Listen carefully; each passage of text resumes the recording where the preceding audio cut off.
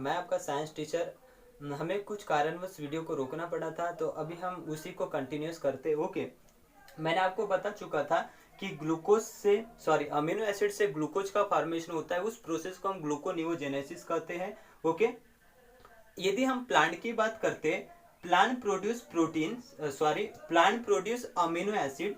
जो प्लांट्स भी जो होते हैं वो अमीनो एसिड का सिंथेसिस करते हैं। ओके, प्लांट अमीनो एसिड का सिंथेसिस करते हैं, लेकिन किससे करते हैं? From minerals. हमारे बॉडी में बहुत सारे मिनरल्स होते हैं, जैसे एग्जांपल के तौर पे कार्बन, हाइड्रोजन, ऑक्सीजन, नाइट्रोजन। ये क्या है? मिनरल्स है ना। इन्हीं मिनरल्स से जो प्लांट्स है वो अमीनो एसिड का सिंथेसिस करते हैं। ओके, यदि इस अर्थ के ऊपर सबसे ज्यादा जो प्रोटीन मिलता है वो मिलता है रूबिस को। ओके, रूबिस को, यह इस अर्थ के ऊपर सबसे ज्यादा प्रोटीन मिलता है। रूबिस को एंजाइम का नाम है। फिर आप बोलोगे सर रूबिस को तो एंजाइम है, लेकिन आप बोल रहे हो कि रूबिस को प्रोटीन इस अर्थ के ऊपर ज्यादा मिल रहा है। इसका मीनिंग क्या होता है? क्योंकि एक से ज्यादा प्रोटीन मिलके ही किसका फॉर्मेशन एक से ज्यादा प्रोटीन मिलके ही किसका फॉर्मेशन होता है? इंजाइम का फॉर्मेशन होता है। ओके, एक से ज्यादा प्रोटीन मिलके ही किसका फॉर्मेशन होता है? इंजाइम का फॉर्मेशन होता है। इसीलिए कहा जाता है, मींस इंजाइम एंड प्रोटीन, हम इंजाइम को भी प्रोटीन बोल सकते हैं। इसीलिए रूबिस को जो इंजाइम है इस अर्थ के ऊपर ज्यादा मिलता है। उसका सेकंड मैं रीजन बताऊंगा कि रूबिस को इंजाइम इस अर्थ के ऊपर ज्यादा क्यों मिलता है। क्योंकि इस अर्थ के ऊपर आप सी करते होंगे, देखते होंगे, ऑब्जर्व करते होंगे, आपका एक अच्छा अनुभव है। तो इस अर्थ के ऊपर सबसे ज्यादा क्या है? ग्रीन प्लांट्स है ना। सबसे ज्यादा क्या है? ग्रीन प्लांट्स है। ग्रीन प्लांट्स मींस क्या है?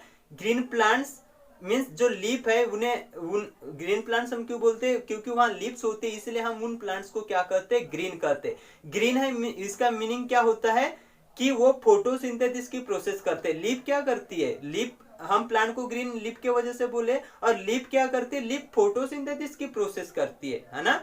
लीफ फोटोसिंथेसिस की प्रोसेस करते हैं। फोटोसिंथेसिस की प्रोसेस मींस लाइट के प्रेजेंस में फूड मटेरियल का बनना, उसे हम फोटोसिंथेसिस की प्रोसेस कहते हैं। लीफ फोटोसिंथेसिस प्रोसेस करती है, और फोटोसिंथेसिस प्रोसेस होने के लिए एंजाइम की आवश्यकता होती है। वो कौन सी एंजाइम की आवश्यकता होती है? रूबिस्को एंजाइम की आवश्यकता होती है। ओके, तो फोटोसिंथेसिस करने के लिए कौन सी एंजाइम की आवश्यकता है? रूबिस्को एंजाइम की आवश्यकता है। इसीलिए मैंने बोला कि जो रूबिस्को एंजाइम्स है इस अर्थ के ऊपर सबसे ज्यादा मिलता है। ओके, और ये रूबिस्को एंजाइम्स कहाँ होता है? लीव्स में पाया जाएगा। लीव्स के क्लोरोप्लास्ट में ही फोटोसिंथेसिस की प्रोसेस चलती है, और उस क्लोरोप्लास्ट के अंदर में रूबिस्को एंजाइम्स होता है। ओके, उस क्लोरोप्लास्ट में रूबिस्को एंजाइम होता है, और उसी रूबिस्को एंजाइम की मदद से फूड मटेरियल का फॉर्मेशन होता है। तो मीन जितने भी ग्रीन प्लांट्स है वहां क्लोरोप्लास्ट है। जितने भी ग्रीन ग्रीन पार्ट है प्लांट्स का, वहां क्लोरोफिल पिगमेंट क्लोरोप्लास्ट है। और क्लोरोप्लास्ट में ऑब्वियसली कौन रहने वाला है? रूबिस्को एंजाइम रहने वाला है। तो इस वजह से जो रूबिस्को एंजाइम है इस अर्थ के ऊपर सबसे ज्यादा मिलता है। तो यहाँ हम डिस्कस कर चुके हैं किसके बारे में? प्रोटीन के बारे में। आपके बुक में एक चार्ट है, उस चार्ट को भी हम डिस्कस कर लेंगे। वो चार्ट बहुत ही आसान सा चार्ट है। उस चार्ट में यह बताया गया है कि कौन सा अमीनो एसिड ह्यूमन बॉडी के कौन से पार्ट को कौन से अमीनो एसिड का ह्यूमन बॉडी के पार्ट को यूटिलाइजेशन होता है, उसके बारे में बुक में दिया गया है। इस बहुत आसानी से समझाऊंगा मैं आपको। जैसे अमीनो एसिड है, अमीनो एसिड डिफरेंट टाइप्स के होते हैं। 20 इसेंशियल अमीनो एसिड होते हैं, आपके बुक में नहीं है। 20 जो अमीनो एसिड है जो इसेंशियल होते हैं, और उसी 20 अमीनो एसिड से प्रोटीन का फॉर्मेशन होता है। ओके, तो यहाँ अमीनो एसिड कॉमनली मैं बता रहा हूँ, यहाँ अमीनो एसिड है। अमीनो एसिड से स्किन में, ओके, स्किन आपको पता ही है, स्किन में मिलानिन एंड केराटिन नाम का पिगमेंट बनता है। स्किन में मिलानिन एंड केराटिन नाम का पिगमेंट बनता है। तो उस समय पे अमीनो एसिड का यूटिलाइजेशन किया जाता है। ओके, अमीनो एसिड का यूटिलाइजेशन किया जाता है। 20 में से कोई भी अमीनो एसिड का यूटिलाइजेशन किया जाता है। और हमारे स्किन में कौन से प्रोटीन बनते हैं? मिलानिन एंड केराटिन नाम के प्रोटीन बनते हैं। हम पिगमेंट भी बोलते हैं। प्रोटीन मिलके पिगमेंट का बाद में फॉर्मेशन होता है। ओके, मिलानिन पिगमेंट्स के बारे में मैं थोड़ा जानकारी दूंगा आपको। जो फेयरनेस या डार्कनेस, कोई पर्सन डार्क होते, कोई पर्सन फेयर होते। ओके, फेयर मीन्स थोड़े हम उन्हें ये बोल सकते हैं व्हाइट पर्सन यानी सफेद स्किन वाले जो पर्सन होते हैं, और कुछ डार्क कलर वाले पर्सन होते हैं। ठीक है, ऐसा क्यों होता है? क्योंकि जो डार्क कलर वाले जो पर्सन है उनमें मिलानिन नाम का पिगमेंट ज्यादा मिलता है, ठीक है ना, और जो फेयर पर्सन है उसमें मिलानिन नाम का पिगमेंट कम मिलता है, इसलिए पर्सन फेयर होते हैं। ठीक है, केराटिन नाम का पिगमेंट्स है हमारे बॉडी में। केराटिन नाम का पिगमेंट कैसे बना हुआ है? प्रोटीन से बना हुआ है। और प्रोटीन बनने के लिए किसकी आवश्यकता होती है? अमीनो एसिड की आवश्यकता होती है। तो ये पॉइंट आपको बहुत अच्छे से समझ में आ चुका होगा कि हमारे बॉडी में अमीनो एसिड क्यों आवश्यक है। हमारे को अमीनो एसिड अलग से बाहर से क्यों लेना पड़ता है? क्योंकि अमीनो एसिड से क्या बनते हैं? प्रोटीन बनते हैं। और प्रोटीन बनने की जो प्रोसेस है कहाँ होती है हमारे बॉडी में? सेल्स के अंदर में होती है ना, सेल्स के अंदर में होती है। और इस वजह से अमीनो एसिड से मिलानिन बना एंड केराटिन नाम के क्या बने? पिगमेंट बने। और ये पिगमेंट कैसे बने हुए? प्रोटीन से बने हुए हैं। ओके, केराटिन मींस ये जो हेयर्स होते हैं, तो हेयर्स में केराटिन नाम का पिगमेंट्स होता है। ठीक है, हेयर यानी केराटिन नाम के प्रोटीन से मिलके हमारे हेयर बने हुए हैं। हेयर मींस बाल। ठीक है, तो यह सारी प्रोसेस मैं आपको बता चुका हूँ। उस वजह से बोन को भी अमीनो एसिड की आवश्यकता है। क्यों? क्योंकि बोन कौन से प्रोटीन से मिलकर बना हुआ है? ऑसिन नाम के प्रोटीन से हमारा बोन बना हुआ है।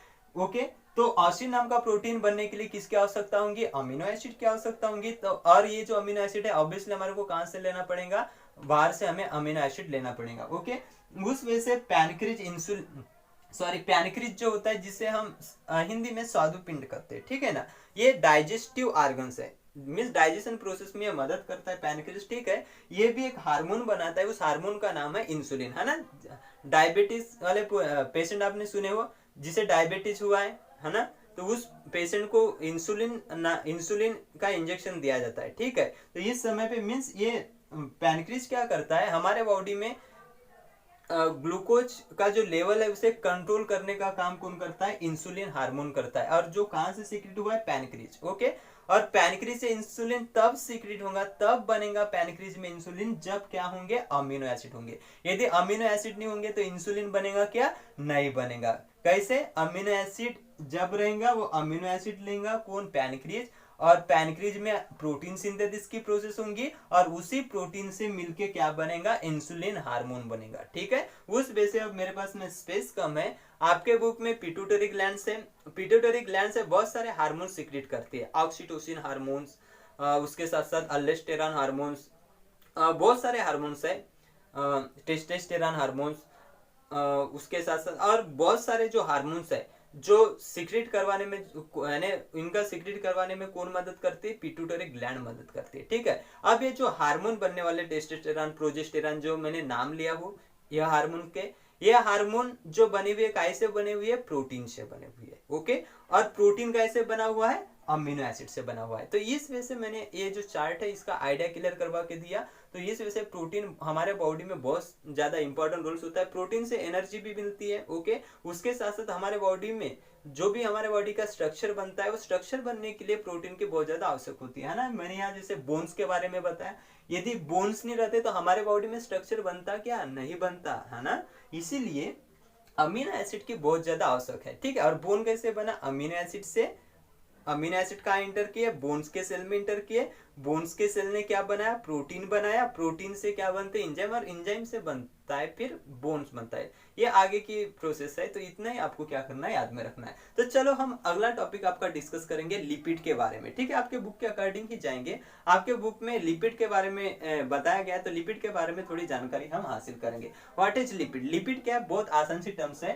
फैटी एसिड प्लस अल्कोहल के बीच में जो बॉन्ड होता है, ओके, केमिकल बॉन्ड होता है। फैटी एसिड एंड अल्कोहल दो आपस में आते हैं, और दोनों के बीच में केमिकल बॉन्ड बनता है। फैटी एसिड और अल्कोहल के बीच में जब केमिकल बॉन्ड बनता है, और किसका फॉर्मेशन होता है? लिपिड का फॉर्मेशन होता है। इतनी बात क्लियर है? ओके, तो लिपिड कैसे बना? फैटी एसिड प्लस अल्कोहल, उसी से क्या बना है? हमारा लिपिड। लिपिड फिर वही है, हम लिपिड खाते हैं। लिपिड कैसे खाएंगे सर?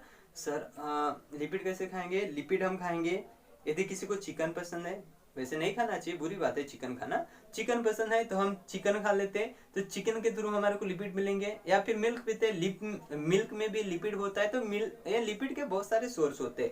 लिपिड इंटर कर चुका हुआ होता है हमारे बॉडी में, वही प्रोसेस होती है डाइजेशन की प्रोसेस होती है। डाइजेशन के प्रोसेस में क्या होता है, फूड मटेरियल का ब्रेक डाउन होना, उस प्रोसेस को हम डाइजेशन कहते हैं। लिपिड का डाइजेशन होता है, और जब लिपिड का डाइजेशन होगा तो उसका कन्वर्जन किस में होता है, फैटी एसिड प्लस अल्कोहल। बना था किससे, फैटी एसिड प्लस अल्कोहल, और जब टूटेगा तो देगा क्या, वही तो देगा, फैटी एसिड देगा प्लस अल्कोहल देगा। ठीक है, तो इस वजह से लिपिड का कन्वर्जन किस में हो गया, फैटी एसिड प्लस अल्कोहल में। अब ये होने के बाद में ये जो फैटी एसिड है इसका एब्जॉर्प्शन होता है हमारे बॉडी में।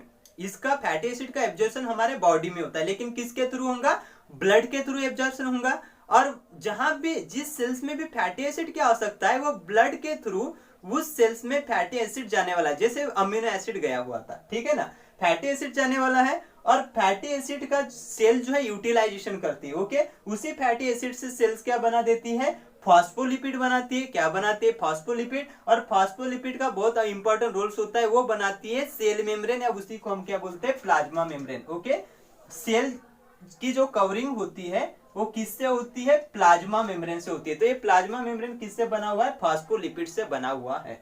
ओके, और ये फॉस्फोलिपिड कैसे बना, फैटी एसिड और अदर कंपोनेंट से हमारा क्या बना हुआ है, फॉस्फोलिपिड बना हुआ है। ओके, तो यहाँ बातें सब क्लियर है। उसके साथ साथ ये जो फैटी एसिड है और भी हार्मोन्स का इसके फैटी एसिड से और भी बहुत सारे हार्मोन्स बनते हैं, जैसे प्रोजेस्टेरॉन हार्मोन है, और आपके बुक में दिया गया है। ओके, अल्डोस्टेरॉन हार्मोन्स है, टेस्टोस्टेरॉन है, एस्ट्रोजन हार्मोन्स है। इससे ये जो हार्मोन्स है इनसे क्या बना हुआ है, इनसे क्या बना हुआ है हमारा, सॉरी, ये जो सारे हार्मोन्स है ये किसके मदद से बने हुए हैं, फैटी एसिड से बने हुए। अल्डोस्टेरॉन, टेस्टोस्टेरॉन, ये सारे जितने भी हार्मोन्स है ये किससे बने हुए हैं, फैटी एसिड से बने हुए हैं। ओके, उसके साथ साथ मैं आपको वन इंपॉर्टेंट थिंग्स है वो मैं आपको बता देना चाहूंगा। 9 किलो कैलोरी एनर्जी पर ग्राम ऑफ फैटी एसिड से मिलती है। एक